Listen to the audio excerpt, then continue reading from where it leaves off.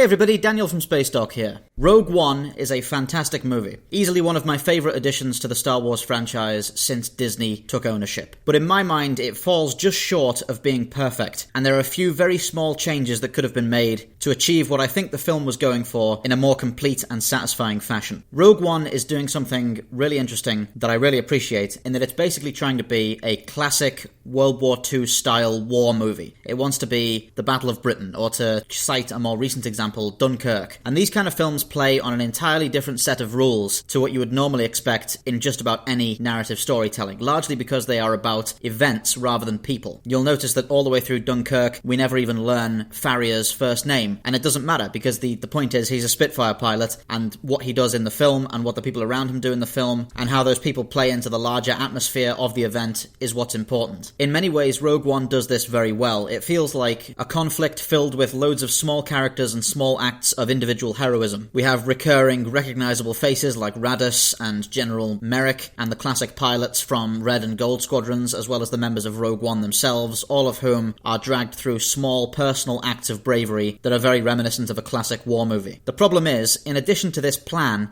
the film also wants to be a stereotypical Star Wars movie, and it wants to do this in two ways. First of all, it wants to have a standard heroic character arc for its protagonist, and secondly, it wants to have the Force involved. Both of these angles feel like a kind of box-ticking exercise to try and make sure the film feels Star Wars-y, but they both damage the overall product rather than helping it. In the film, Jyn Erso starts out being completely disenfranchised with the Galactic Civil War and having very little sympathy for the Rebel Alliance. And at frankly breakneck speeds, she completely changes her tune to the point where she is willingly sacrificing herself for the Alliance. There isn't enough time or enough impetus for this to feel believable, unfortunately, which is a shame because Jyn is a fantastic character, and there's a simple way we could have resolved this. We have the opening scene where Jyn is locked in the bunker by Saw Gerrera, and the screen goes to black as she's left in there, and then when we cut back to her, on Yavin 4 or whatever, she's been a rebel sergeant or a rebel soldier ever since. It's implied she was picked up by the rebellion shortly after that, and for the years and years since, she has been fighting for the rebellion. She is a loyal and dedicated rebel soldier who is completely behind the cause, because really what this film is supposed to be is about rebel soldiers. Not every story needs to have a character arc, especially if there isn't enough time for it, and the events of the Battle of Scarif work better as the last hurrah of Jyn and her unit after years and years of various implied heroics and operations in a sort of Sharps Rifles style across the many years of her service. It's perfectly fine in this instance to jump into the story halfway through. We know that these characters are soldiers, we know what they're fighting for, we understand the conflict between the rebellion and the Empire, and it allows us to have a simple yet satisfying war story. The other problem that creeps in, and I think one that has been cited by many reviewers and such regarding Rogue One, is that there are too many characters. This film introduces a vast cast of characters, all of whom it kills off by the end, which is fine, but that means it has 2 hours to give a fulfilling involvement for all of these people in the event that it's portraying. And the two that feel the most out of place, without a shadow of a doubt, are Chirrut and Baze. Now, these characters are, in of themselves, very interesting characters that could make for a fascinating story about non-Jedi Force worshippers and how the Force affects various religious groups across the galaxy. Really interesting stuff, but they didn't have any place in what is clearly supposed to be a very single-minded and simple film. Buried somewhere in here is the simple idea of rebel soldiers fighting a battle and us watching the various acts of heroism in a kind of Band of Brothers, Saving Private Ryan kind of way. But it's all been buried in this typical Star Wars stuff. We've got to have the Jedi-ish characters. We can't have no Force. There has to be some kind of Force shenanigans going on. And while they're both fairly satisfying characters in of themselves, Chirrut more so than Baze, I think, they really do stick out in this battlefield environment surrounded by the various trappings of either side. It is possible for a film to have too many good things, and while Baze and Chirrut are themselves interesting characters with lots of potential, I think introducing them, not really having the time to properly explore them, placing them in an environment where they're kind of out of their element, and then killing them off is more wasteful than interesting. The film could easily have leaned entirely on Jyn, Cassian, and K2SO, giving us two human characters who reflect different mindsets of the Rebel Alliance, and K2SO, who is of course the sort of comic relief, not quite comic relief, but, well, yeah, comic relief. This kind of duality for character development works very well. It was done in Battlestar Galactica with William Adama and Laura Roslin, who represent the military and civilian approaches to the situation. In this case, Cassian would represent the ruthless sort of espionage figure who is all the same still working towards the greater good, whereas Jin could represent the more sympathetic, hopeful attitude and keep all of her scenes with the speeches to the Rebel Council, etc. They were the most interesting characters in the film, and more screen time for them at the expense of other people we didn't really need would have been completely fine. Now, just to finish off, I'd like to clarify that most of the time I'd prefer long-form character development and the kind of growth and arcs for the characters that we see in the more traditional Star Wars films. Personally, I tend to gravitate more toward character than plot when push comes to shove. So I'm not necessarily saying that the angle Rogue One seemed to want to go for is the best choice unilaterally, but consistency is important, and there's nothing wrong with having a film about a battle, which is essentially what Rogue One is, where its characters can remain largely the same from start to finish. Some people may generally prefer the simplicity of that to long-form character storytelling, which is of course your prerogative. The problem sets in when you try to do both at the same time. It was always the plan for this film to be about a single battle in the history of the Rebellion and a single window into the war between the Alliance and the Empire. There was never going to be enough time to have satisfying character arcs for 5 or 6 characters, and trying to modify the film into something it wasn't, I think took away from the simplicity of it and damaged the experience a little. Overall, it is still one of the best Star Wars films, I think. It is still a fantastic piece of cinema that I love watching again and again, and as I said, it's one of the best contributions Disney has made to the franchise. But please do let me know in the comments below if you agree with my points about this film, or if you think everything I've said is just completely wrong. Either way, I'd love to hear it. Please let me know what you think. This is Daniel from Spacedock, signing off.